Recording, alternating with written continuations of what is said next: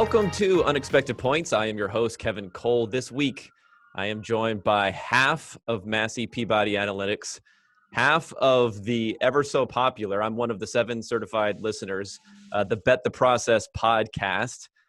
And he's also, I believe, confirmed as the 3rd best professional sports bettor in the world. Well, at least that was a couple of years ago. He was confirmed as that. He is also a Twitter personality. He is Rufus Peabody. Rufus, thank you for joining me. Thanks for having me, Kevin. And I think it was only the United States for one weekend. Only the United States. Yeah. For those who don't know, Rufus was part of the DraftKings. What was the official title of that? The Sports Betting National Championship. Oh, the national champion. You're sure you're right. This is not global. Sorry, I don't mean to offend any of our international listeners who Tony Bloom. may in fact be better sports bettors. But Rufus, with some controversy, grabbed 3rd place in that contest. Are they going to redo that again? Do you know? You know, they were trying to do it last spring, but then COVID happened. But I mean, I think it's a fantastic idea overall. Right. I mean, it's just, I love all these creative games, but I think there are issues with potential collusion that, you know, you have a group of 10 people that sign up and they're coordinating plays, and essentially, you know, there's issues of collusion there that exist much more so than in the world of DFS, in my opinion. But obviously there was a big controversy with DFS. Maybe we'll talk a little bit about DFS later. I know you don't really do NFL DFS. You've done some golf. Another thing is, I guess your background is not only do you do NFL, college, baseball initially, correct? Yeah, I took my first baseball season off since 2009. So, yeah. Is baseball just too weird, or is it just like getting more towards being unbeatable at this point? It's getting harder to beat. That's for sure. You know, I've always done well in even numbered years. So the fact that I took this year off was a real tough decision. And I know spoken like a true analytical man. Oh, for sure. Literally, I have a really good season every even numbered year, and every odd number. I've only had like one odd numbered year that was good. Most of them are odd numbered years are break even or maybe even slight loser. So I think, yes, markets are way tougher than they used to be. There's so much more data accessible. I know people that are modeling, you know, literally the physics of the ball resistance and the humidity and like doing it from a physics perspective. And I'm like, I can't compete against that with like my mixed effects model for like ballpark effect. So there's that. And there's the fact that baseball is just kind of, it's a grind. It's a lot of work. And in as automated as you have it, there still is even if you have somebody else doing the trading, there's still a lot of time it ends up taking and mental bandwidth. And so, daily basis, right? Yeah. I'm trying to simplify my life. And I say that despite the fact that I have like 7 different balls in the air, it feels like professionally right now. So I'm trying to I'm in general trying to cut out things that I don't feel like have a long-term, that don't have long-term value to me. That makes sense. Now we're talking about long-term games. We're talking about monetary value. I don't know, some sort of like psychic value. I know that you had started the was a sports bettor collective where you're going to kind of be educating sports bettors. Is that something that you would consider to have value, even if there's not necessarily a monetary amount attached to it? The American Bettors Coalition. The American Bettors Coalition. I forgot. I feel like I registered all these. Again, let's forget about the international people here. I feel like I registered all these domain names related to it with like Bettors Collective, American Bettors Coalition, like. Or Better Collective is actually, that's like a affiliate marketing. And that's an affiliate site. But anyway, yes, I think the American Bettors Coalition definitely has long-term value to me. Even so, it's not about monetary value as much as it's about like value in my eyes, stuff that I want to be doing that I think could, be building something, whether that results in something monetary or not, isn't, as important. Obviously, I'd rather, having things that make money is, it's obviously a good thing, but I'm also in a position where I can do some things that I want to do just for fun. And maybe you should explain really quickly what exactly it is that you've started. What it is that I've started? Well, what the American Bettors Coalition. Yeah. So it's myself and Captain Jack and Alfonso from Twitter, who have been the primary, Alfonso Straffen, I should say, the primary, I guess, drivers of this. But it's the goal. I mean, it's a nonprofit. We haven't actually registered it yet. We kind of took a break during COVID. The goal is to basically be consumer protection for sports bettors. And I think that there aren't, if you look at the laws being passed in all these various states, bettors' interests really aren't represented. You have the interests of the leagues, the operators, the casinos, the data providers, but you don't really have the interest of the bettors taken into account. And I think and I think sometimes you have laws that result in kind of an unfair playing field for bettors, where they don't have a lot of recourse if they feel like they've been wronged. If a sports book is, maybe unilaterally cancels a wager, or, I mean, there's a lot of other things that can happen. So we kind of want to fill that void. It's, unfortunately, I think we're a little bit late. It's hard, all these states are passing laws. It's going to be very hard to actually be able to impact the legislative side, I think. But I still do think that there's a niche there in terms of in terms of seeing what bettors are having issues with, and sort of liaisoning and with regulatory authorities like the DGE and stuff like that, and educating bettors at the same time. So I mean, we think that we want to create an ecosystem that is sustainable long term for sports betting in the United States, which I think ends up benefiting everybody involved, and that includes the operators. Yeah. Now, where it's something that I wanted to hit on a little bit, and I don't know where this falls into the ecosystem, how much of it is a concern of yours, but it's kind of more on the consumer side, not dealing with the casinos, but then dealing with the tout industrial complex, I guess you could say, out there, which is becoming a bigger and bigger thing. Affiliate deals are out there everywhere. Sports betting is always going to be a bigger thing than DFS, just because of the ease of use, essentially. You can flip a coin and you can bet on almost anything if you want to, as opposed to in DFS, there's a little bit more that goes into it. And there's probably a little bit more of a big fish, little fish dynamic there, which makes it not, people will notice that they're not being profitable and they're getting eaten alive there. So, what about touting? Does this come into play here? Well, I mean, I think most people know how I feel about touting. I'm not a huge fan of touting, obviously. I think it takes money out. It takes money out of the bettor's hands, sort of out of the ecosystem in a way. I think that there will always be touts, unfortunately, just like there'll always be people willing to buy picks from touts. It's just, you have the same thing in the financial world. You have the same thing in cryptocurrency. You have people that are, you have the sort of boiler rooms, if you will, right, in the finance world, and people selling penny stock picks. So I think it's a marketing game more than anything else. I think Vegas Daves of the world have taught us that, and people that are good and sly marketers can go a long way there. But they still have to live with themselves, knowing that they're basically selling, knowing they're scamming people. And I think the best way to handle the touts is basically to educate people on what on why it is that touting in general is not an enterprise that is generally, or it's not the avenue that successful sports bettors generally take, and the reasons behind that. I always wonder when it comes to this that, number one, it's this type of behavior is prevalent in a lot of different industries, maybe not as naked and out there as it is in sports betting. But number two, for a lot of people, sports betting, it's entertainment, right? It's a way for them to be entertained. And I think in a way, you might consciously think, if I'm signing up for this tout service, I am going to win money, and that's why I'm doing it. But in a way, you might also just be, I don't know, you might be enhancing your entertainment in a way by thinking you're going to win. So it's like, wait, if you want to enhance your entertainment, why would you? You could just bet on a team and root for it. That's true. Like, you don't need to pay somebody else to flip the coin for you. It's like literally asking somebody else to flip a coin for you.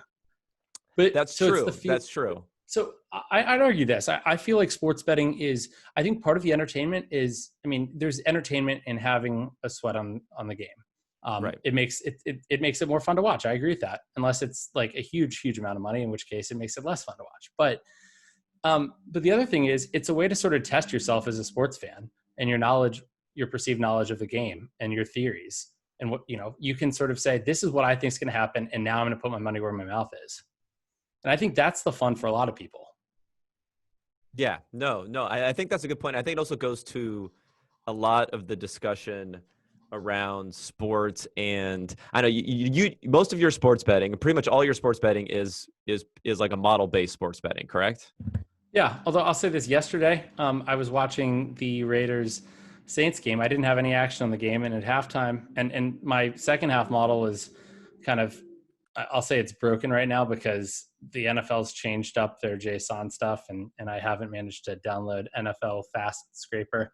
I can't even figure out how to download it. Actually, I'm not an I'll R get you in user. touch with Ben Baldwin on that one. Well, I'm like, how, I have a few packages in R, but I'm like, I'm not the most smart person figuring out how all the aspects of the computer work together and all that stuff. But I know my little piece of the forest. But anyway, so I just like literally ran something from an Excel spreadsheet from 2014. I was like, I wonder what this old artifact of a second half model. And I was like, I wonder if it shows an edge. And I was like, you know what? I'll put 5,000 on the under, given that it shows a 20-cent edge, and just for the fun of it, just to watch it. Yeah. Given, I was like, yeah, it might be break even, but I'll live a little bit. Yeah, well, I guess my point was going to be, like you're saying, ultimately it's about how do you understand the game, who's going to win or lose. But yet there's always this discussion between who knows what's going to happen. And I think in DFS, in football in particular, you have to know beyond what a model is going to tell you for things like how many carries someone's going to have. You have to be following the news. You have to be, interpreting what coaches are saying. You have to know in certain circumstances. I don't know if you can really model every aspect of it. Whereas for sports betting, you can. So I guess I'm always trying to put those two things together for the NFL and just figure out why is it just because it's on more of a macro level, like a team level, that it works so much better than if you're trying to model out specific players, or do you think that's wrong? Because I know you do props work, although normally it's on bigger games. No, I mean, I think models can work for DFS. DFS projections are basically the same thing as projections for prop bets. So I think the notion that models can't work, I wouldn't necessarily agree with that. I do think that there are other aspects, though. You're right. I mean, there's qualitative aspects. I think models work at projecting. It's a lot easier to model a guy's yards per catch than it is to model his targets. If Right. like think about Emmanuel Sanders yesterday. You could say, okay, Michael Thomas is out. Is he going to step into that role and be the primary, be the number one option? And it turned out no. Traquan Smith kind of stepped into that the Michael Thomas role, and Emmanuel Sanders stayed in what his role would normally be. Did he even get a catch? I know he had no catches most of it. He had a couple of drops early, but yeah, I think he did get a catch later. So, so that's the kind of thing that's that, if I have a model that says, oh, well, the DK, like this guy's snap rate is whatever, and his target share, I DK this properly, this is what his target share should be. And that's how I sort of approached this from the beginning, back like when I started doing props in like 2008. And it was, and I kind of was like, thought that math would do, the stats would be everything. But it isn't. And you have to understand the limitations, and you're right. There's a lot of qualitative stuff that goes into it, which is, to be quite honest, the reason that I don't do props on a weekly basis. It's just, it would just be too much of a time suck. Right. But you're right. But if you think about it, on a team level, you do have the same things. You have injuries you have to deal with. The guy's questionable. You have to put a number, or maybe you're not actually putting a number on it, but you have to try to figure out how much this guy's worth and how much, what's the likelihood of him actually playing and being full strength is. And so, let's say you have a team. I mean, here's part of it. I mean, a team like the Bucks this year, or the Panthers, with the Panthers have a new coach and a new quarterback. The Bucks just have a new quarterback, where you didn't have the long off season. You kind of expect that, a team like that is going to get better as the season wears on. How do you sort of evaluate their performance early in the season, given that, like my model my model is not equipped to handle that and say, oh yeah, Tampa's going to be getting better. I need to, essentially upgrade their stuff a little bit more early on, just because they're going to be getting better or something like that. So Well, then how you're would right. you approach it, I guess, would be the question. I mean, if the model's not accounting for it, and the more you start to make mental adjustments based upon these factors, you could be accounting for a lot of noise and other stuff that goes into it too. So I guess that would be the question. Do you even, or is it safer to just look at whatever has the biggest edge, maybe do a sanity check on it and then fire away? I mean, my default is to kind of think most things are noise, or just to sort of assume they are. I mean, I think the injuries are clear, are clearly different. I think injuries are not noise. But a lot of the other stuff, it's a lot harder to quantify. So, But you have a specific adjustment in your models for the quarterback. I do. Yeah. And in the past, the 2 years before this, I had a player model I was running too. I haven't actually run that yet this year.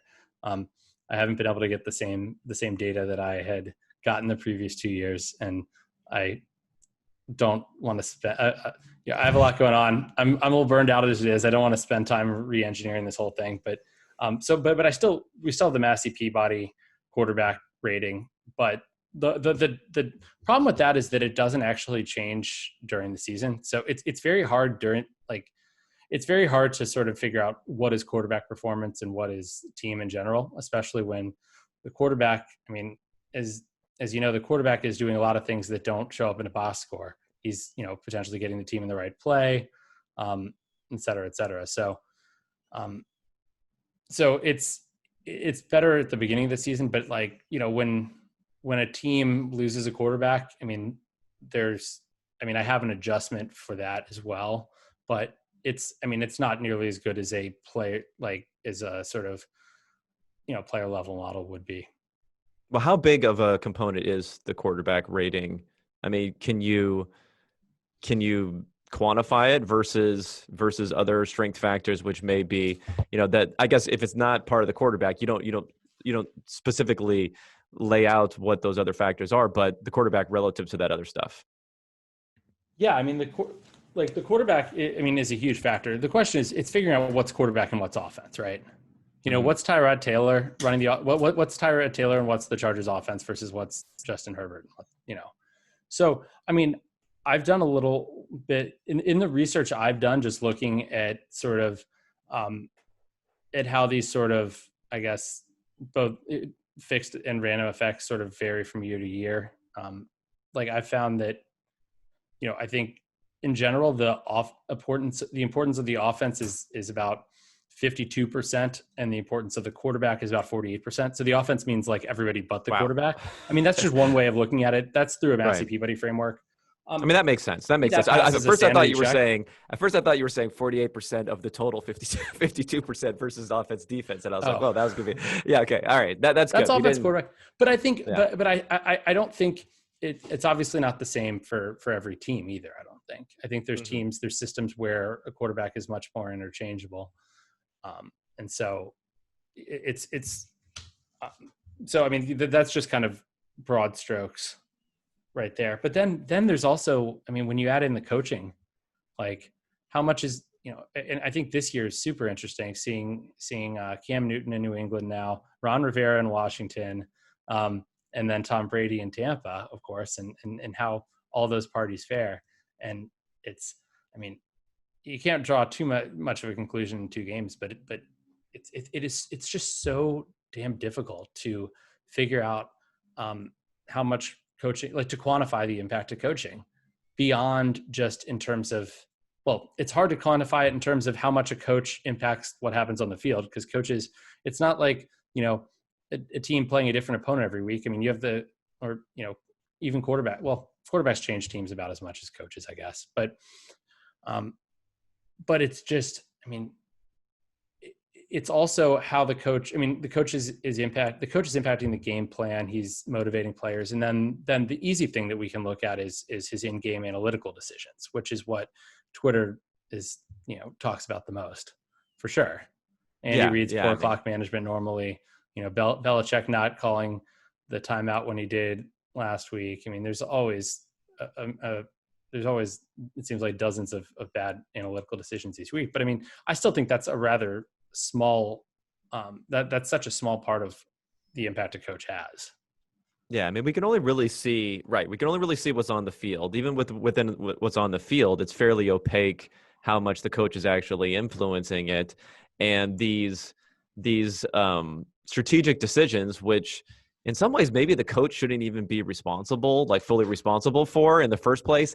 Like you said, timeout, time management, fourth down decisions, decisions on whether to fake a punt is something that often it's the head coach making the decision, which is a little bit strange in my opinion.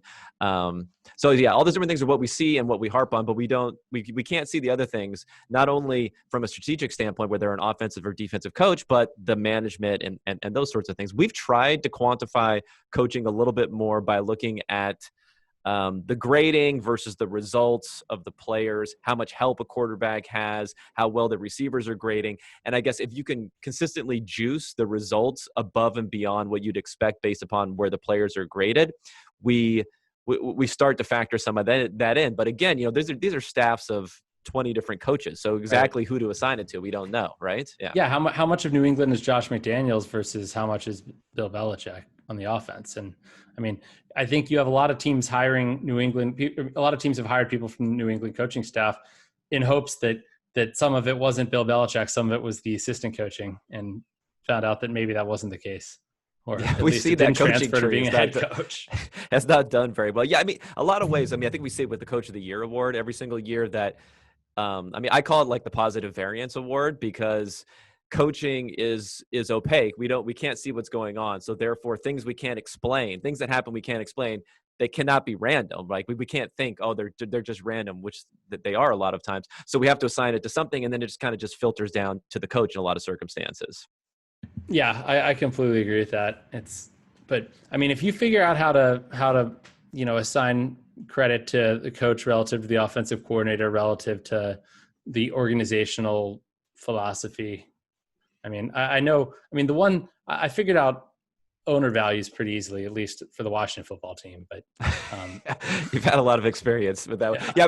Well, it's another thing when it comes to a coach. I mean, yeah, we can say we figured out that Andy Reid is good now, but are you ever going to be higher than the market on someone that you figured out is good, right? If anything, it probably just ends up being one of those situations where you're not as low as the market is on someone who's being harshly judged is probably where you could actually find some value.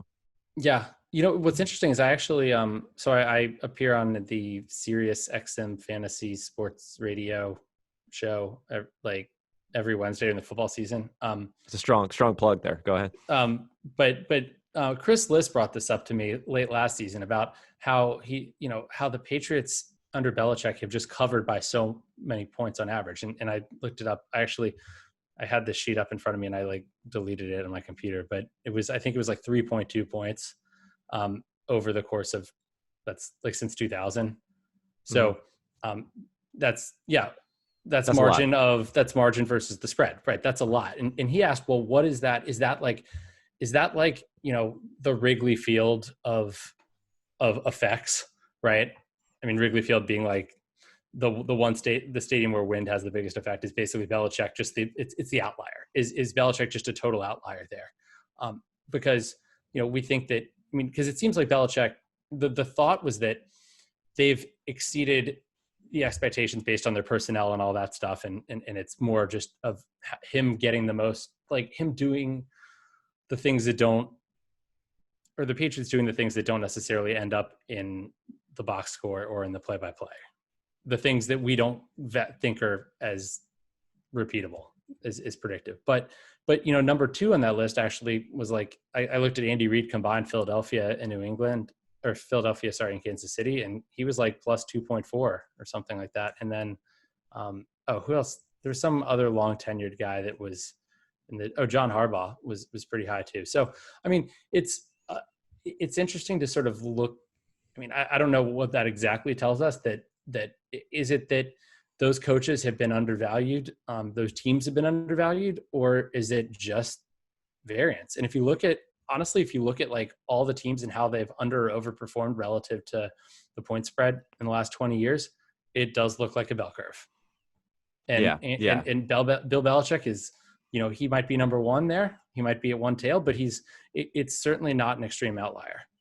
Yeah, I mean, it goes to a lot of different things. I remember thinking even in the terms of investing, like if you have enough investors, someone's going to be Warren Buffett. Like you're going to have a Warren Buffett, no matter what. And I don't know, the coaching thing, I also think for the Patriots in particular, it's starting to be true of Kansas City this year. I'm noticing with some of their signings that they're doing this year, but they also get a feedback loop, a positive feedback loop where players are willing to play for them for less money to rehab their reputation before they then are cycled out someplace else to make too much money.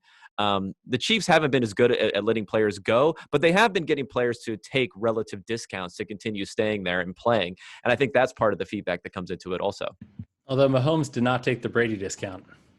He didn't, but taking that 10-year, I mean, that's not the most player-friendly contract that ever happened. We'll see in about 5 years when it really kicks up. So here's the question for you: how much is Mahomes, like? What would you say his actual value is in terms of as a percentage of? Well, I don't even know what the salary cap is, but I guess give a dollar amount per year or as a percentage of the salary cap. Like, yeah, I mean, I think underpaid of it at $50 million. Yeah, probably at 50 million. Yes. It's difficult because you try to think of it we have metrics for this wins above replacement. And if you try to think of it in those terms, though, because quarterbacks are so important, like you're saying, you have them down as maybe half of the offensive spend. So if you think about that, 200 million salary cap, you probably should be spending more on offense than defense, I guess, because of the fact the quarterback is part of the offense and you need to spend more on the quarterback and you still have 10 other players. Well, the line to protect him. Yeah, and the line to protect him. So, you're going to get a number around 50 from there, but I do think the number that you could model for, it becomes very difficult because then you have to be able to fit in all these other players at the same time. And that's when if you're just trying to isolate the quarterback and what they're worth, you're going to get some number like $80 million. But can you reasonably fill enough players around them to be able to have a functioning total unit? Because that's never been done before. Like, it's never been done before where we're paying someone twice as much as they are right now. So I think it's difficult to figure those things out. Yeah, it'll be interesting to see where quarterback contracts go in the next 5 years, 10 years. Yeah, I mean, they should be going higher. I guess the franchise tag always has an effect of keeping things a little bit lower. But there is more proportionally going to quarterback slightly versus other positions. All right, why don't we jump into some of the stuff for this week? Because I wanted to talk more about the inputs into your model and things like that. But I think if we talk about some of the games for this week, I think it could be interesting. And then also looking out, you were kind enough to send me some of your probabilities for things like the division and the conference and the Super Bowl. And I think some of those are pretty interesting that we can discuss in light of the games. Do you have any particular games this week that you're looking at as potentially having an edge or out of line with the market? Yeah, I don't have as many as I did, or as Jeff Ma would say, as fewer as I did last week. I'm actually not sure if these lines are still where I had them noted at yesterday. We bet the Saints may not be at the same level, but yeah. No, so wait, did you think the Saints played a bad game yesterday? I think Drew Brees played a bad game, and I think the defense was a pretty bad game. I mean, the thing was, it was one of these games where Carr had outstanding efficiency and that Raiders offense had outstanding efficiency. And at least according to our numbers, he didn't grade particularly well. So I don't know what that means. I would put that then there's at least a chance that the defense was part of the reason. I had the Saints grading 6 points better than the Raiders. I actually have the Saints rating improving as a result of the game, which sounds surprising. Now, what do you think? What do you think the internals are saying for that? I have my game grades in front of me, and I'm looking. Okay, I have a few things that I just highlight almost just to sort of see just so I can understand kind of why a little bit. Like I mean, I have turnover margin there, which doesn't impact the game grades that much, but because it's based on what's predictive. But penalty yards differential I put down there just is a way of trying to understand the differences between the actual score and the game grades. New Orleans was penalized 116 yards more than the Raiders. Mm-hmm. That's a lot of yards. That is a lot. That's a lot of yards. And they, I have them as they were 94th percentile on offensive yards per play, whereas Raiders were 24th, and this is opponent adjusted. They were opponent adjusted and home field adjusted. They were better on offense than the Raiders were in play success. Mm-hmm. And they were, I'll tell you where they were worse: scoring efficiency. They were just not good at turning into points because all those penalty yards. That's a big part, and the turnovers. Well, the Drew Brees. I mean, there was each team had one turnover. I guess it was right. Yeah. I mean, I think. But well, it's interesting you say that because the play success thing. I would assume that the Saints generally are a team that has a high success rate relative to any sort of like a efficiency metric, like a yards per play or something like slightly. I think these first couple of games, it's been extremely so because he's been very, I mean, I just looked at it today. He's about 20 percentage points lower in his completion percentage on passes more than 5 yards down the field than usual, but he's been just as good on the short stuff. And they've been very good running the ball also. Yeah, Kamara it seemed like had a good game. I haven't actually looked at the numbers. This is just, I mean, I can't give you the raw numbers, but I mean, but just from watching the game, it seemed like their running game was effective. But when you're in 2nd and 26 a lot, it's a little harder. Yeah. Well, what about then? Logically, since this Saints game, they're playing on Sunday Night Football against the Packers. I believe that. I mean, let me look. I think it's down to 3 now, where it opened at 6.5 ish. So clearly, people are buying the Breeze is washed type, or the offense is washed type of. I assume that they're buying that there. You must. I'd assume you have some sort of edge on the Saints.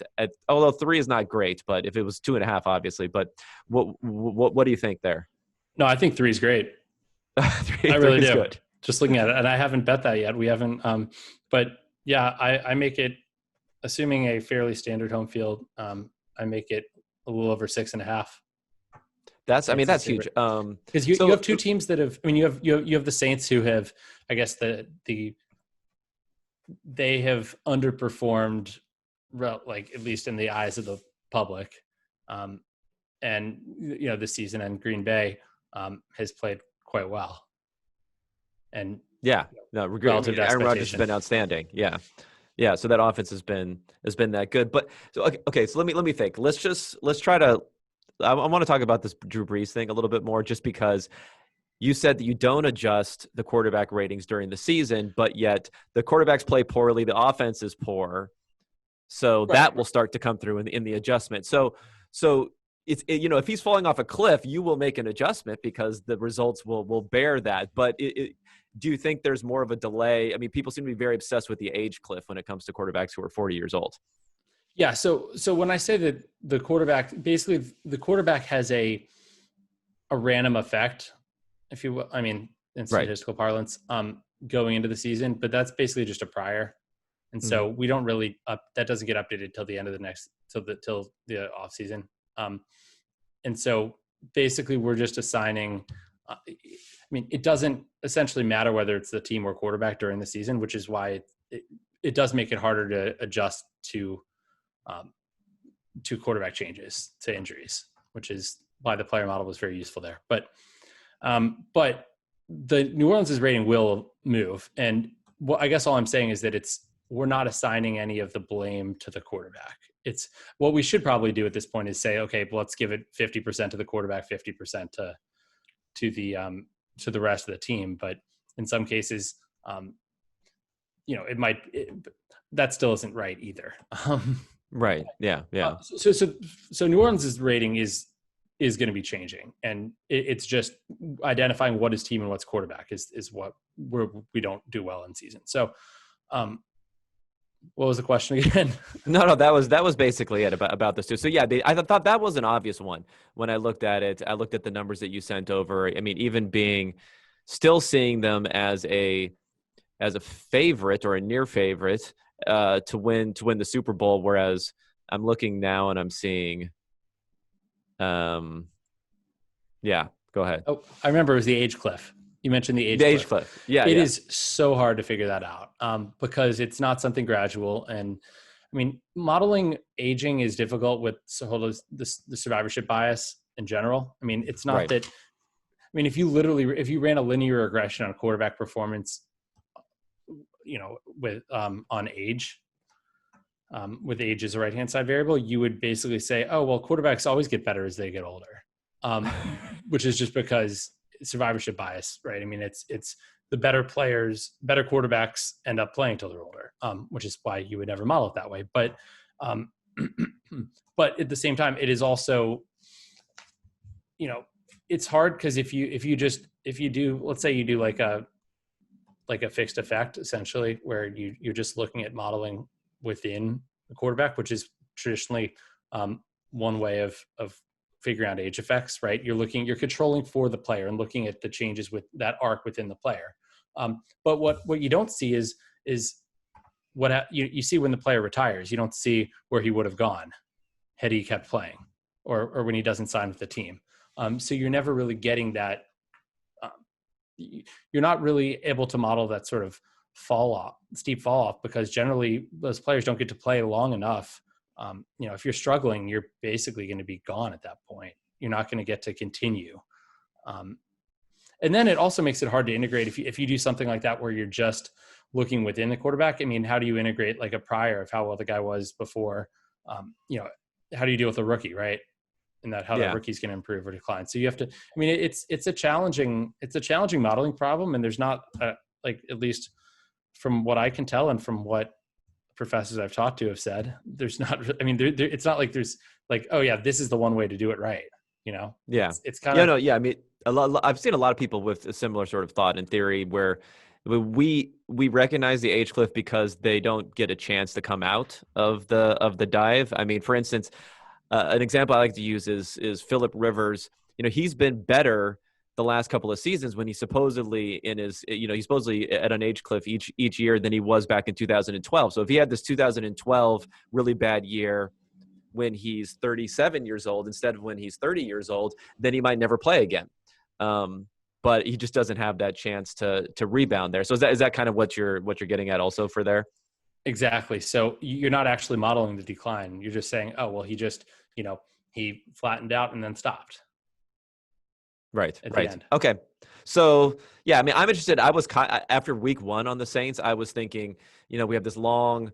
We were talking about Brady versus Breeze, and I was thinking, Brady wasn't really good all of last season. Breeze just had one bad performance. So I was a little bit more skeptical that it was falling off. Now it's getting a little bit harder, but it's good to hear that you are maybe not seeing as much of a fall off or more skeptical for that one. Is there anything else that jumps out at you for the week?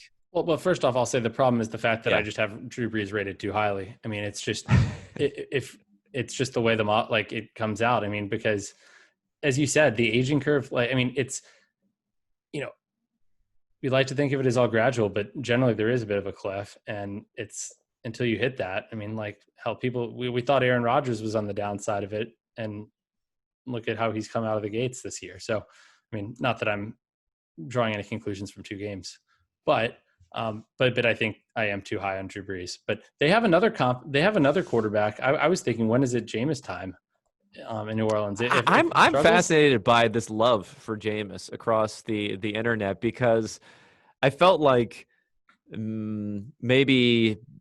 maybe about a year and a half ago, 2 years ago, everyone was so down on him. And all he's done is continue to be the same player. He is basically the same player every single year, but the opinions on him have jumped around a decent amount. He's always been an above average to average efficiency player with lots of highs and lots of lows, but yet every year people seem to have a different opinion about him.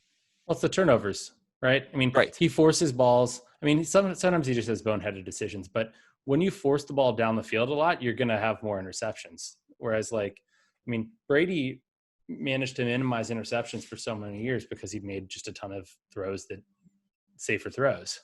So yeah.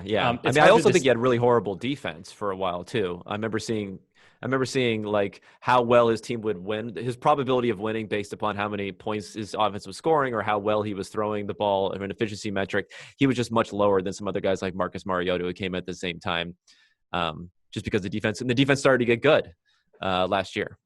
But I mean, just remember how young Jameis is still. I think that's the point. And to me, the fact that he was willing to take a deal as a backup to back up Drew Brees was like, okay, to me, that I don't know if it should have, but that signaled that, he was, I don't know, that he's willing, he's in it for the long, he's not after one contract now. He thinks he could still be the man and wants to maximize his long-term chances of doing that.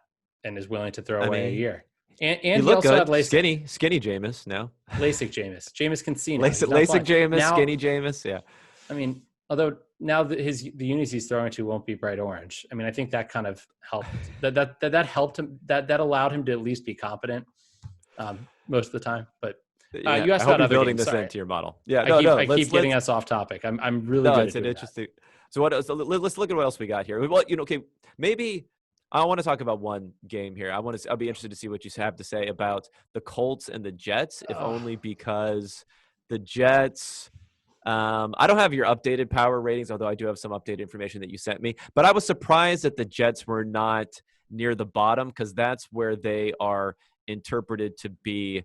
I think you might be lower on teams like the Dolphins. So anyway, we're talking about the 10.5 point favorite. The Colts are versus the Jets. And I also thought of the Jets because you mentioned this whole young thing, and Sam Darnold is extremely young. So what you say about the Jets in this game and just generally, should they be viewed as the worst team in the NFL? Should they be? No, they shouldn't be viewed as the worst team in the NFL. I don't believe.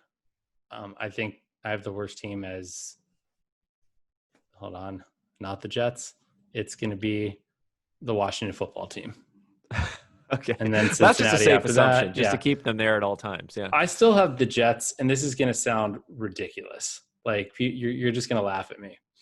I think they are number 22.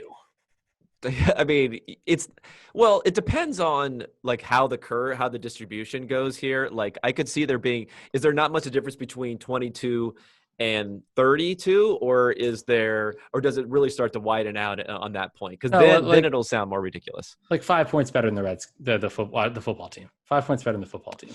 Like that seems ridiculous. I think the issue is I was higher. Well, the issue is that it's not. This is a team level, not a player level. So you're not adjusting for the departures like Jamal Adams, the COVID, the opt outs. Who did they lose to opt out? CJ Mosley. There you go. I knew he was an important linebacker. Yeah. And so he didn't play much last year though either. No, he didn't. Yeah. He didn't. But I was pretty high on the Jets going into the season. I had, futures on them over for wins. I actually thought they would be like close to an 8-win team. And so I think part of it is just the fact that like 2 games aren't going to move the needle that much. And so they're, yes, they've gone down, but no, they haven't. Well, an interesting thing. Oh, wait, hold on. Wait. My number for them was they were 22nd going into the season. That makes way more sense. Okay. I was looking at the wrong tab. Okay. Now they are 24. Basically my number on them it's fallen slightly over 2 points basically.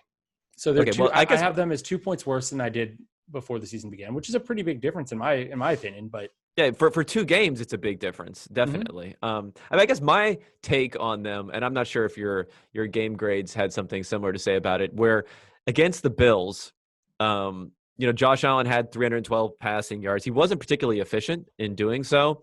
They did have fumble fortune, the Jets did, because Allen had fumbled a couple of times in that game.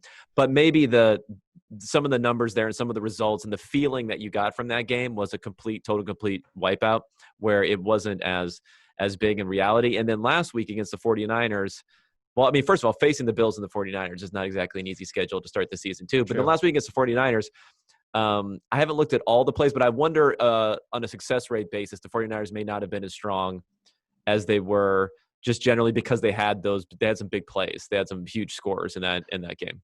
Well, okay. So that'll, when you say efficiency, you're talking about yards per play, right? Yeah, yeah, yeah. Although I don't know why. Like, why do people refer to that as efficiency? That seems more like I don't know.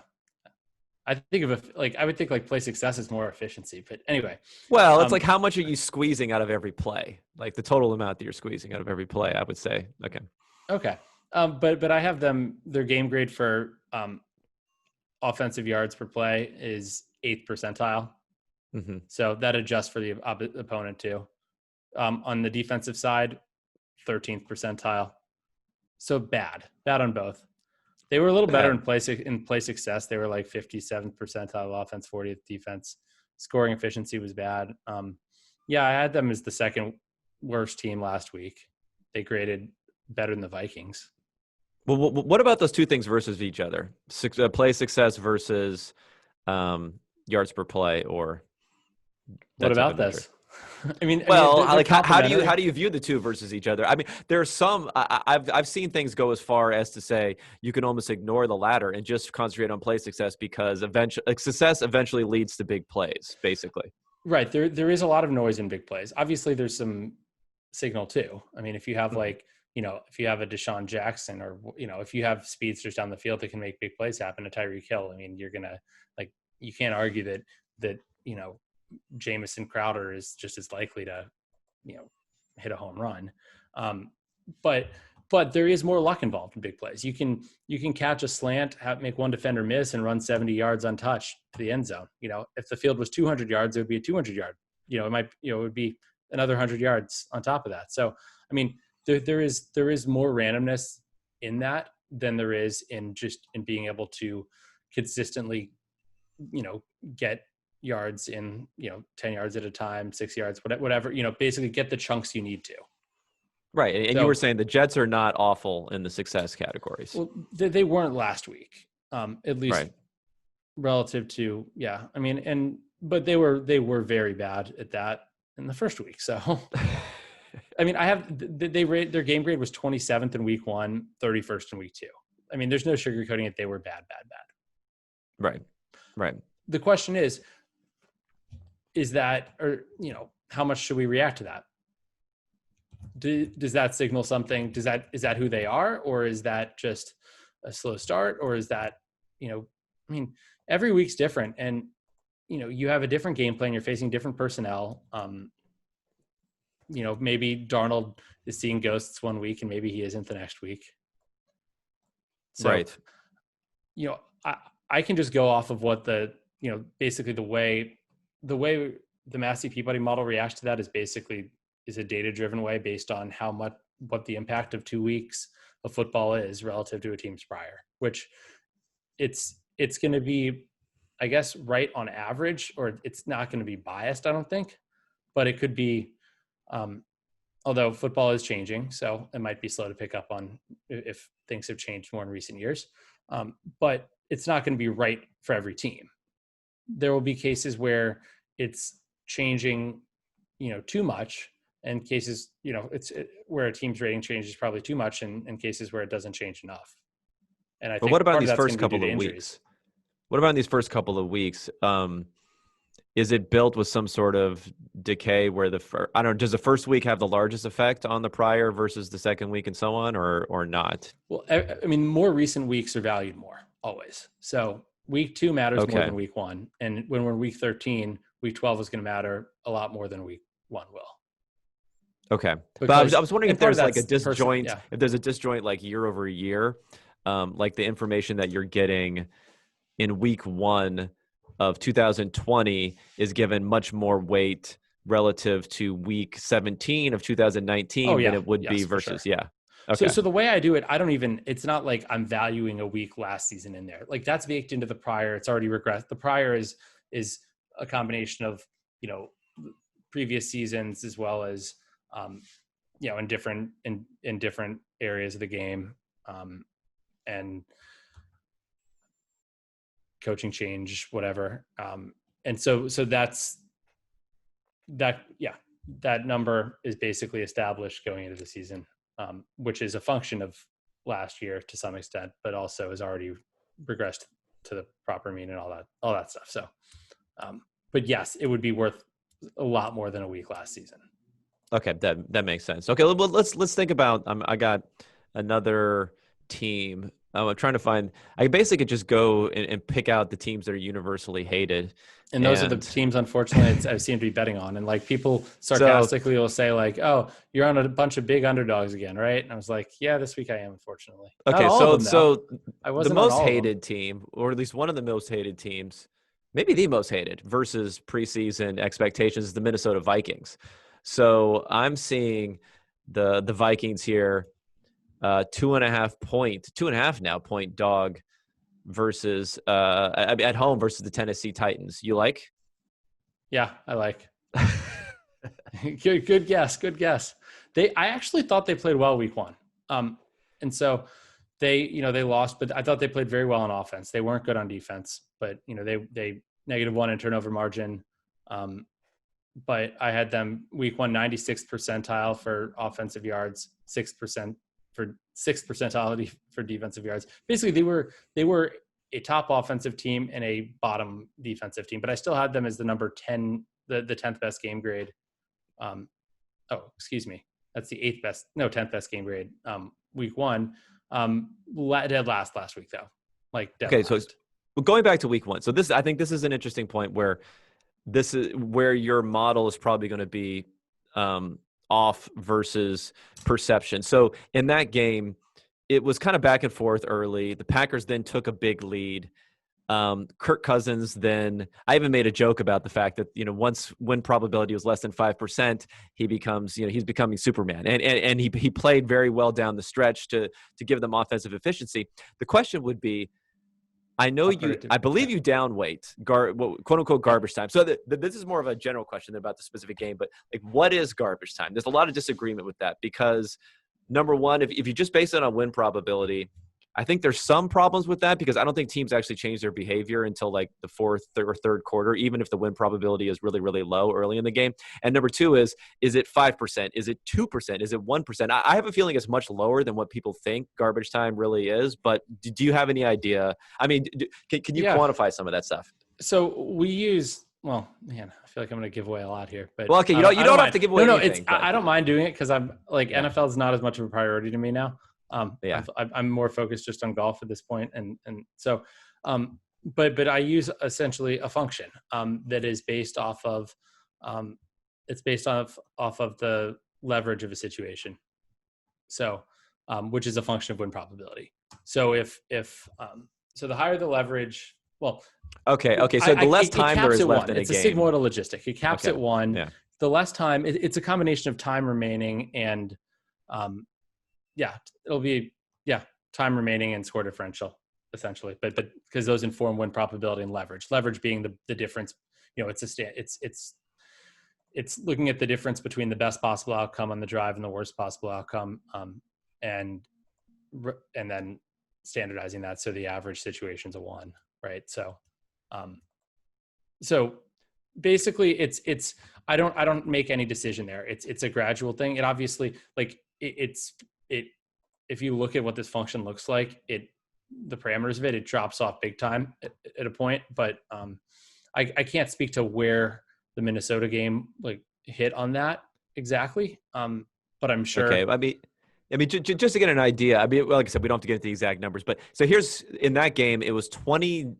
It was, like I said, it was fairly close early, and then it was 29-10 with right at the end of the third quarter. So going into the fourth quarter, it was 29-10, and that's when the Vikings ran on. They scored touchdowns on 3 straight possessions. Unfortunately, they gave up another 2 touchdowns to the Packers, so it didn't matter. But those are touchdowns that, in the minds of fans, were being discounted because they were thinking it's already 29-10, but with a full quarter left and a 19-point lead. Are fans discounting that type of performance too? I mean, it's hard to score, right? Even if the defense may be playing back a little bit. Well, so you're bringing up another point. So there's both. Well, there's the predictive aspect, the fact that in garbage time, what we're seeing doesn't have as much predictive value, but there's also the sort of situational aspect, the contextualization of that. So your point is basically that the defense is willing to give up more yards. So our baseline, like in sort of a DVOA framework, it's like it should be defensive value over average including the situation, right? So if you control for that, the offense should need to perform at a higher level to beat that sort of threat, that sort of baseline. The baseline performance of a team should be better in that situation. Right. And so, I mean, I agree with that. I haven't, I don't, to be quite honest, I have something related to that in there. I'm not sure. You also have, well, I'm not sure exactly. I'm not sure exactly how much weight that actually has, or how much. I don't think the difference was as big as I thought. But I mean, at the same time, you're going to have. I mean, you also. I mean, there's different game scripts too, where where a team that's behind a bunch sometimes will just sort of kind of pack it in and just, say, let's just get out of here and run it and just take the loss, right? So. Yeah. I mean, I guess it was my intuition, and it seems like, at least when it comes to the Vikings, it might back up the fact that, people have a tendency just to view these things kind of through like a binary framework. So it's those 3 touchdowns are almost meaningless in people's minds for how well the Vikings played that game. Whereas your model is not going to see that. Yeah. Right. I mean, there's a certain point where the amount of signal drops off. Right. For sure. So, but there is some signal there for sure. I would say, I mean, just, and maybe, yeah. I mean, being able to move the ball is, I mean, isn't that what Russell Wilson has done in the fourth quarter? Like every game, it seems like in previous years, like, hey, Seahawks fall behind. Ooh, Russell Wilson passes. Yeah. Now the Seahawks get back into the game. Yeah.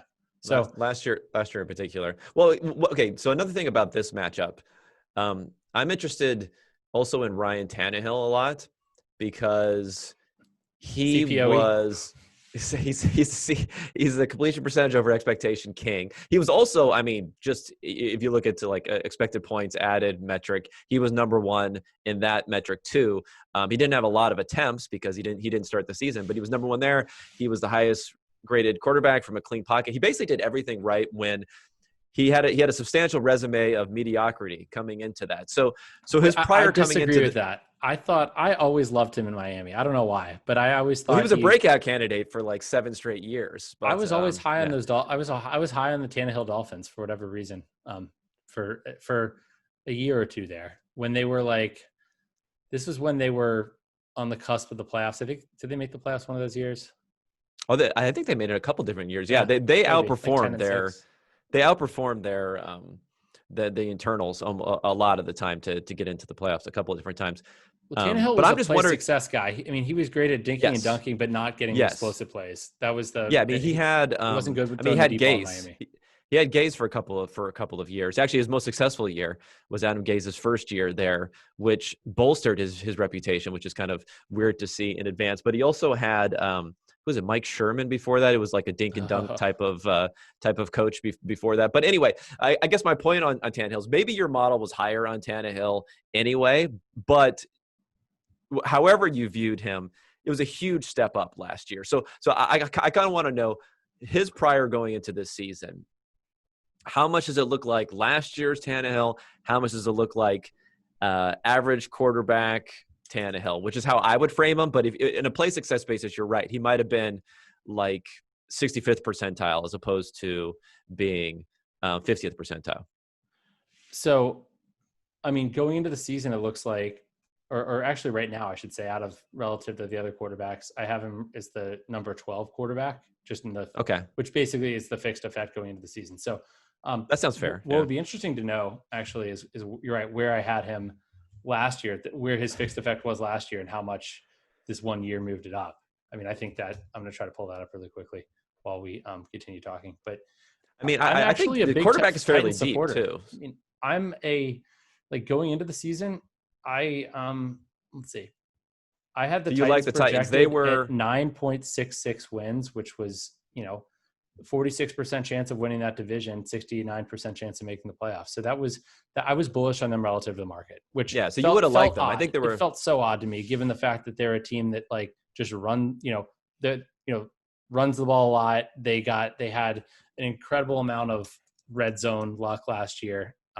what was it? They scored like 37 of 38 touchdowns in the red zone or something. I mean, like that's unsustainable, obviously.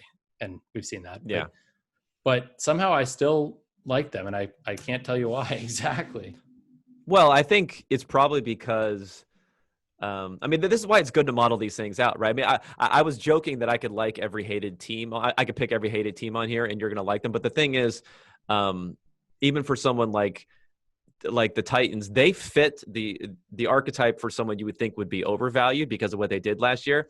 But the reason they may not be is because nobody believes it. Like everyone is selling the fact that that everyone's buying that they're going to regress basically this year. I mean, they were plus 150, I think, to win the division, worse than the Colts going into the season.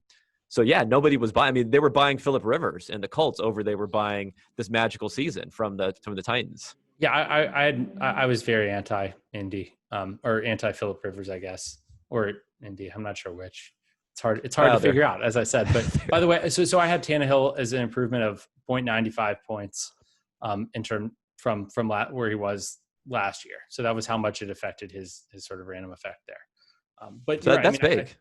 Yeah, it is. It is. I mean, he went from. I mean, if it's point, so you're saying 0.9, so a point a game. Yeah, a point a game better. So, but I had him go like last season before he actually set on the field for set on the field. That's not the right way to say it, right? Before he stepped on the field. You don't set on the field. Before he stepped on the field for the Titans, he was just barely below average, 0.17 points. Okay. And although average depends on the week and who the other quarterbacks are. Like if we're comparing to David below whatever, and nobody knows. The other guys, the end of the year. I think it's below, but nobody knows. Trev Driscoll and Duck Hodges, it's a little bit different than, week 6 or something when you actually had healthier guys. So actually, yeah. Actually, Mariota was still on the field for them week 6, I think. Oh, no. So, okay. So actually it's improving to more than a point, if relative to a regular quarterback stable. I mean, that's big. I guess if you think about it, I don't know. I mean, if you believe and I think it's pretty good, the point differential is like 30 points per win. So a point a game is maybe like half a win better or something like that for the season. So I think that's fairly significant. I'm interested in this injury angle because I thought of Tannehill for a second because he was, like I said, if you step back even a couple more years, he probably would have been a bit higher because he had a really poor last couple of years in Miami. And then it reminds me of Cam Newton. And I want to talk to you about Cam Newton. I want to talk to you about Cam Newton. Hold on. It's okay. I just walked in here. That's totally loud. We need a kiddo break.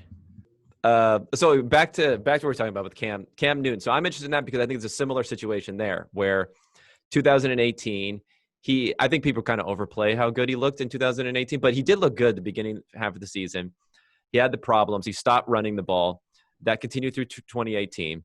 The beginning of 2019, it's pretty similar. There was not much going on. Now he's different. He's running the ball more than he ever has now. He's been more efficient than he ever has. So how does that play into the Patriots? Because I see the Patriots here are 6-point favorites against the Raiders, but it sounds like you didn't like the Raiders' performance last week that much anyway.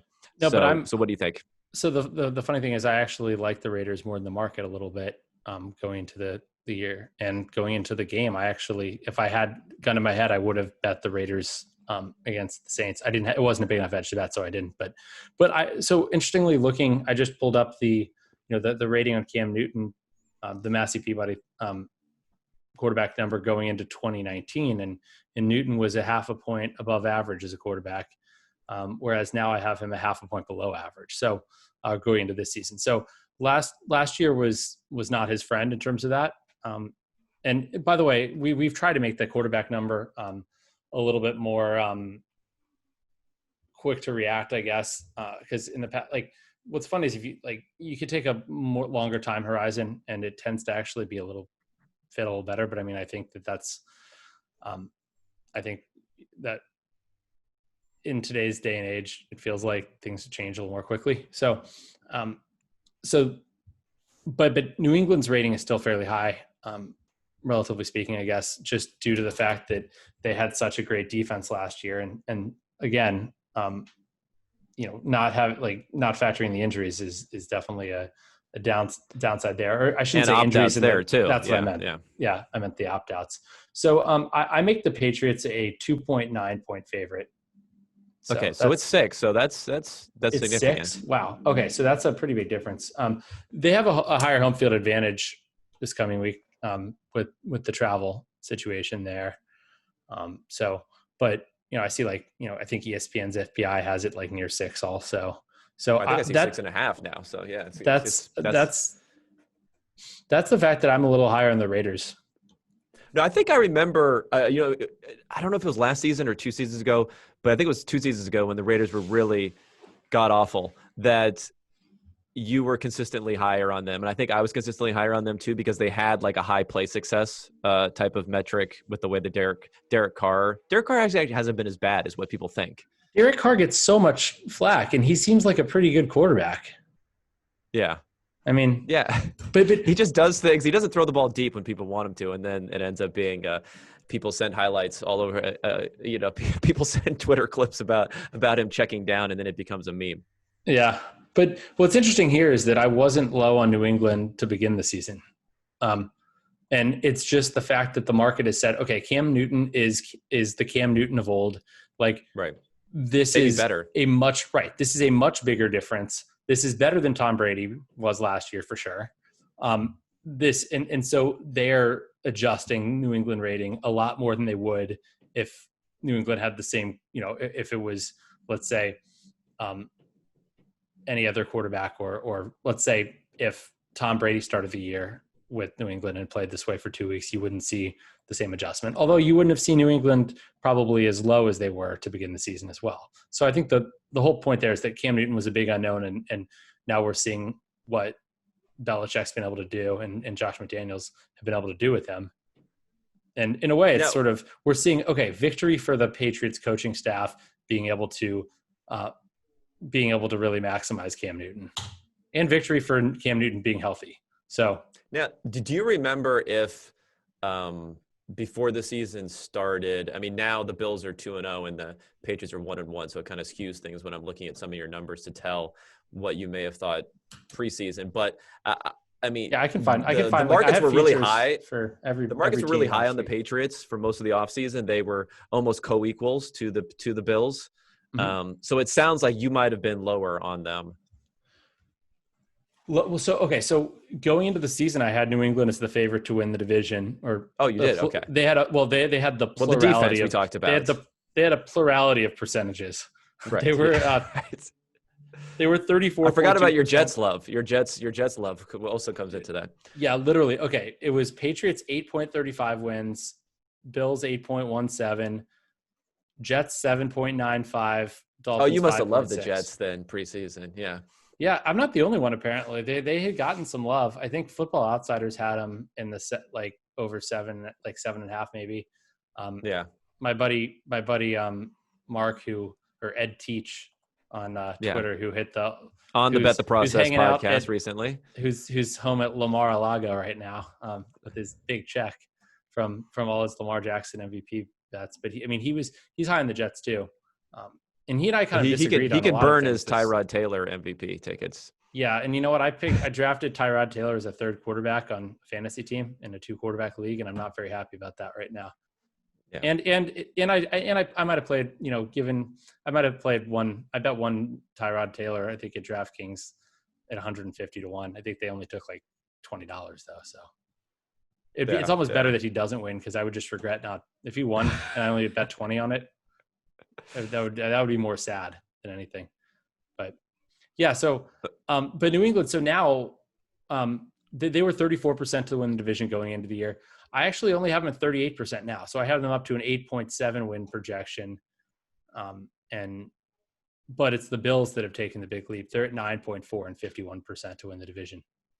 Right. And they the Jets beat up presumably on going down.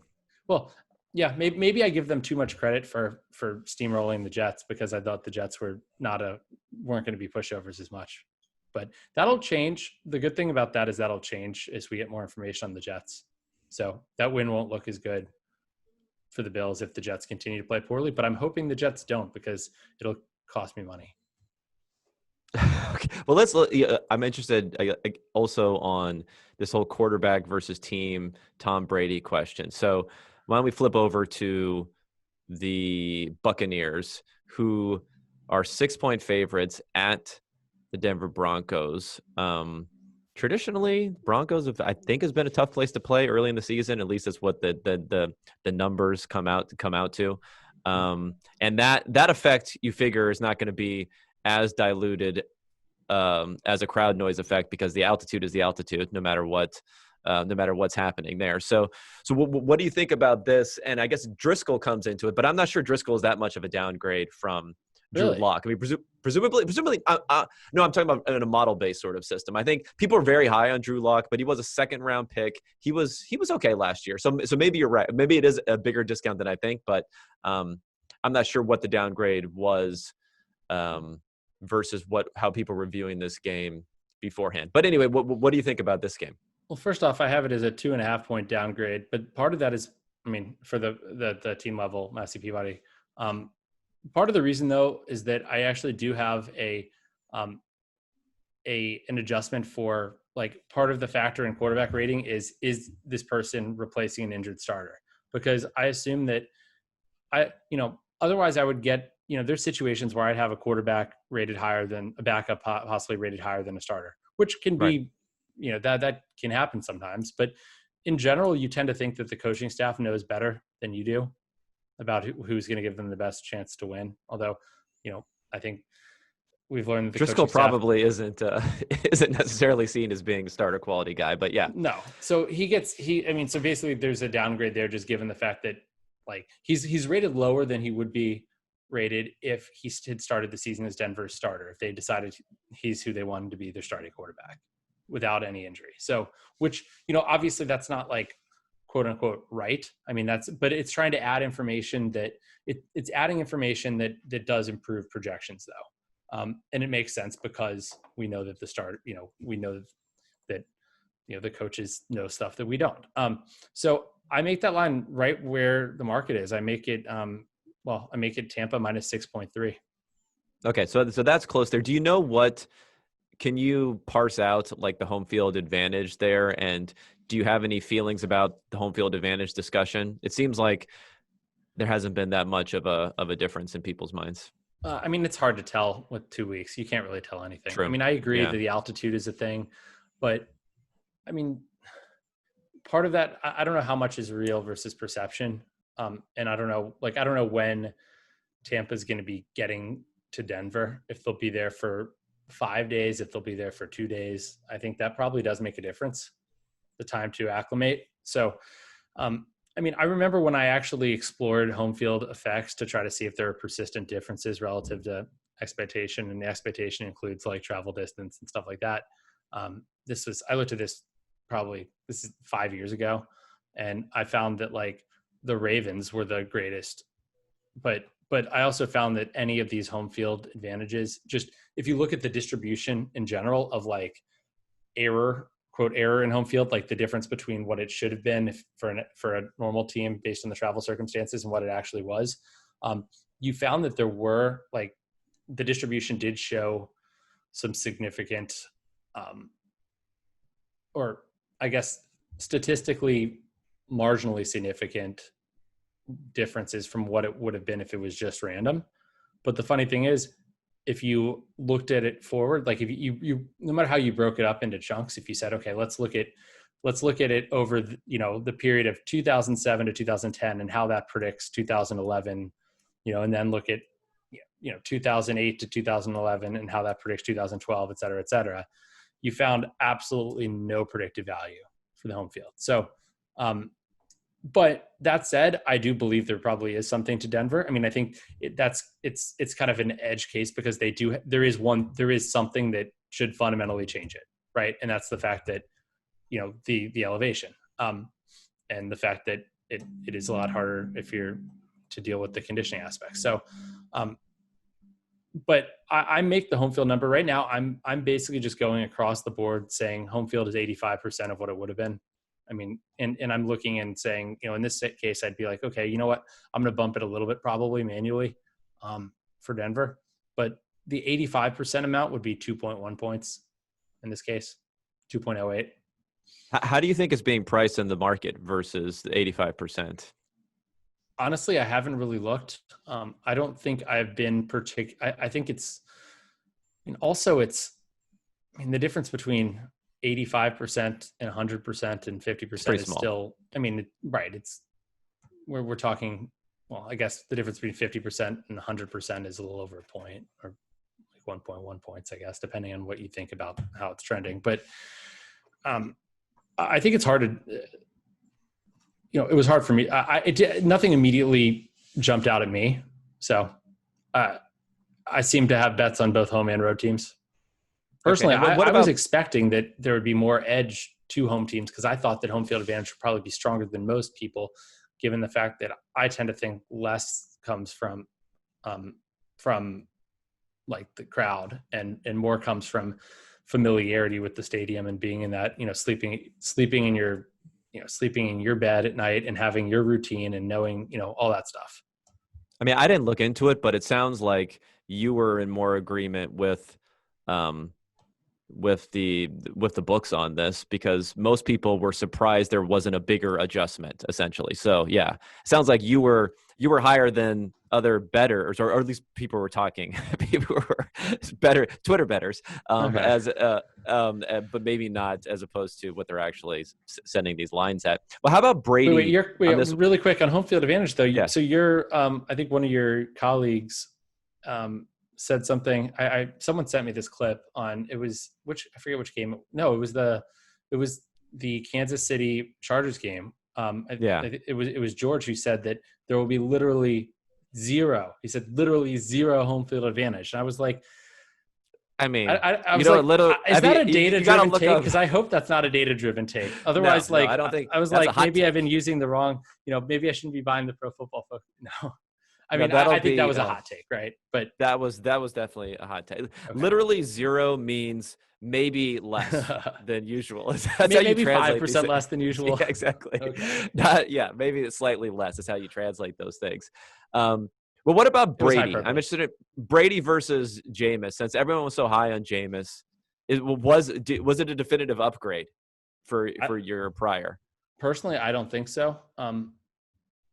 In terms of what do my numbers say? Well, I know the deficiencies of my numbers, so my numbers say it was, but again, like, what's funny? I could run it differently with a longer time horizon for the quarterback, and the model fit ends up being like not that far different. It ends up being a worse fit, but the number could end up being quite different, which is the reason why I kind of like doing some sort of ensembling of the different, which I'm sure you do plenty of that. In terms of the prior stuff. But yeah, I don't, my numbers don't think it's actually an upgrade. But then again, that as I said, there are issues with the falling off of a cliff and not being able to really, I think that I'm understating the age effect there. Yeah. I mean, it's one of those things where maybe understanding the age effect means you're right most of the time, but then you're very wrong a small percentage really of the time. Wrong. Yeah. I remember. Yeah, like I remember with Peyton Manning that year, I was so wrong. Yeah, 2015 Peyton Manning was not good. Good. It's almost like, okay, there's two different states. There's like continues to play pretty normally and like ceases to exist as an NFL quarterback. Right. And it's it's like a markup. Like it's like which bucket does he fall into? Okay, so going through the rest of the games here. There's one. Okay, the big game is the Ravens at the Chiefs, and the interesting thing about this game is it's moved slightly towards the Ravens, but I think you were high on the Ravens anyway. So it's Ravens 3.5 at home versus the Chiefs. A lot of people still see the Chiefs as being the best team in the NFL. This would put it at the Ravens being slightly better, I think. Any opinion on this one? Yeah, I have a lean towards Baltimore. I don't have a play because I only make the line 4.4, but I certainly do not make the Chiefs the best team in football. And I think, the big reason there is just they don't have the defense. I mean, they are clearly, in my opinion, the best offense in football, but they have a defense which is, league average to I have it a tenth of a point better than average. Whereas you have, I mean, the Ravens with the defense that is, 2.6 points better than that. And, and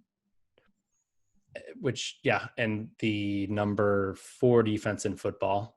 And another, and it's why I have New Orleans rated higher than Kansas City too. I probably still think their offense is better than it actually is. Because if Drew Brees has in fact hit like not a true NFL quarterback status, then I'm going to be wrong, as we have mentioned. But I think the Saints have a tremendous defense. What about offense versus offense, Ravens and Chiefs? The Chiefs are the better offense there. They are. Okay. I have the Chiefs I have the Chiefs as number 1 and the Ravens is number 5. But it's only half a point difference there. So there's some crowding at the top. Surprisingly, I have Green Bay is number 2.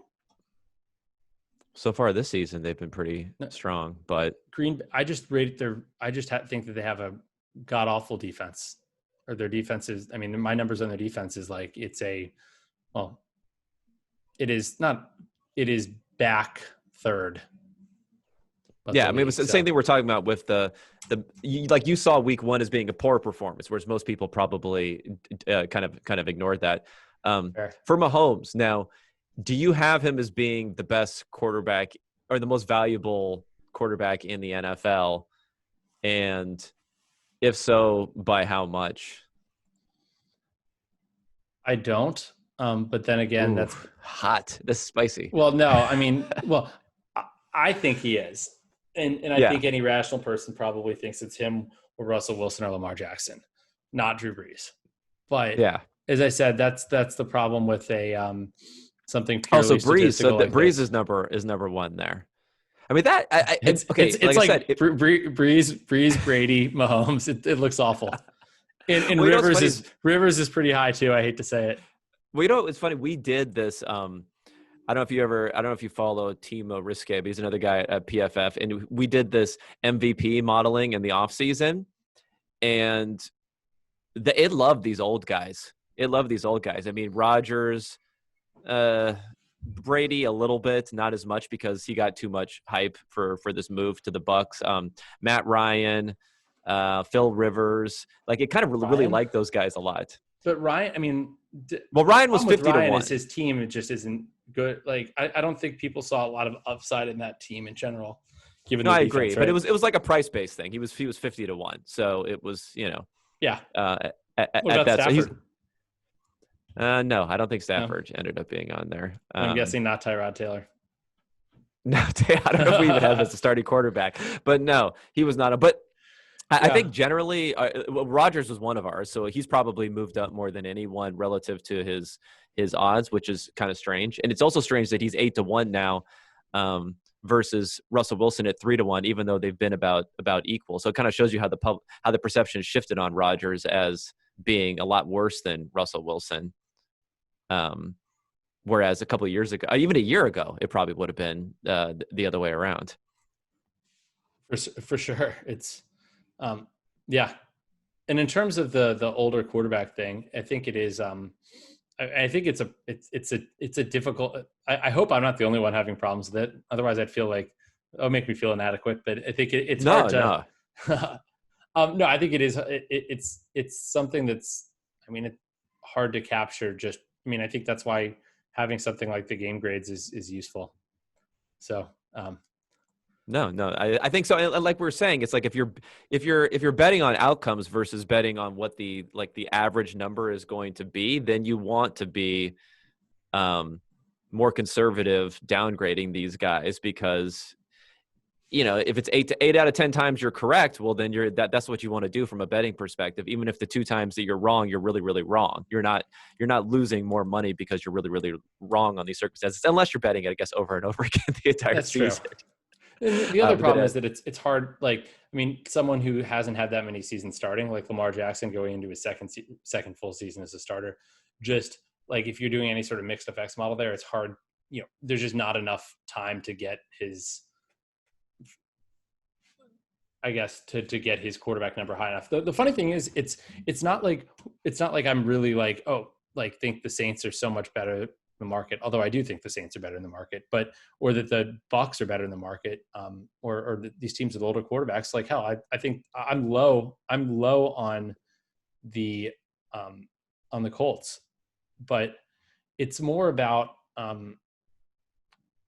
it's more just about the credit and blame versus the offense and the quarterback. I think that's what it comes down to, which makes a difference. It does make a difference when you have somebody changing teams, but and it makes a difference in general, but it's not as much. It's not like, oh my God, like I have Mahomes so low at number 3, I'm going to be super low in Kansas City. No, I still think Kansas City is the best offense in football. Right. You know what's a pretty interesting about this matchup that I didn't really think about a lot until this week, when you have the Ravens and the Chiefs. Both teams are 2-0. This season, this is a much higher leverage game, I think, for Super Bowl odds than normal because of the new bye rules, where only one team gets a bye. So whoever wins this, they're not going to play each other again this regular season. Whoever wins this essentially has a 2-game lead in the standings to get the bye. Obviously, this is all part of the simulations that you're doing, but I think it's pretty interesting. I don't know if people realize for a week 3 game the implications for this particular game. Oh, for certain. I mean, because if you're looking at a normal year, like right now, I have Baltimore as 38% to be the number 1 seed, and Kansas City is 19%. And I have Baltimore 55% to be one of the top 2 seeds, and Kansas City 42% for that. So you're right. I mean, not having that second bye really changes things. And I actually noticed last week, looking at my simulation results, the difference there, because I had San Francisco as the 3rd highest projected wins in the NFC West at that time. I mean, it was close. That's quite crowded there. But I had them, third highest. Yet I had them as the highest probability of any team in the NFC West to make the Super Bowl, despite also being 3rd highest probability of winning the division and making the playoffs. So it was just that they were just that opening loss to Arizona put them at a disadvantage in terms of the division, but at the same time they were still a better team than the other teams in the division, and the fact that basically neither Seattle nor the Rams were probably in line to be number 1 seed, so first round bye. So they're all essentially lumped into that same camp. Whereas other years, I've always tended to find a lot of value on these sort of the top teams, because it seems like the market is underpricing the effect of that first round bye. Not just because you have getting to go into the next round without playing a game, but also getting to rest up and get healthy. And a bye is definitely has value. About 1.5 I found. I mean, it makes sense for the 49ers, because I mean, now that once you can discount the bye because it's just like it's probably not going to happen, the new playoff system then helps them in a way, because an extra team gets in, so they can still get in. They have an easier path to getting into the playoffs, I guess, even if they're behind every team in their own division. Exactly. Like the talented team that kind of just fights and gets in has a chance, or they're not as prohibitive. I guess I don't know if it's them having. I mean, they have the same chance, I guess, a 6 seed normally would have, but or close to it. It's just that those top 2 teams are just not that far ahead of everybody else. It's more homogenous, right? Right. I mean, it'll be that one top team just having much greater odds than everybody else, but the it doesn't. I don't know. I mean, what do you think about it? Do you think it unfairly? I mean, is it a good thing for football or a bad thing for football? I mean, I'm kind of ambivalent about it, I guess. I like more football. I think teams that would get in are pretty, there's not a huge drop off in quality, I don't think, between what would have been like the 6th team to make it versus the 7th team to make the playoffs. So I think people are assuming it'll be diluted a lot, where if the Rams would have made the playoffs last year, which they would have underneath this new system, I mean, they're a pretty good team. They're showing this year, right, that they're a pretty good team. That they could have made a run. So I think I think it's good for football in a way because so many teams will still be in it near the end. I think the NFL is fairly deep. So getting more of these teams, you're more likely to get a marquee player into the playoffs. Let's say someone like a Kyler Murray or someone like that could maybe get into the playoffs this year. And people kind of forget about the unfairness of it all. It adds, people just push that aside, and whoever won was the team that deserved to win. Sort of situation. So yeah. I think, and people already undervalue the bye, right? So from my perspective, it's this huge advantage. But from most people's perspective, it's if you're the better team, then you go out there and win type of philosophy. So true. All right, Rufus. Well, I think, I've taken so much of your time here. I appreciate it. We really went into a lot of detail here. You brought us behiend the curtain. Kevin, I really enjoyed it. Like it's really fun to talk to you about this stuff. Yeah, no, it was great. And if anyone wants to hear more of this, Bet the Process is the podcast. Like I said, I'm a listener. You guys do it once a week, you and Jeff, through the season. I really enjoyed the off-season stuff that you guys had too, and bringing some guests on there. So that was great. Love hearing your perspective there. And like I said before, you can follow Rufus on Twitter at Rufus Peabody. And thank you so much for taking the time, man. Hey, thanks for having me. You want to get rid of me and get back to more great PFF YouTube content? All you have to do is push that button right there and subscribe. Thanks for watching.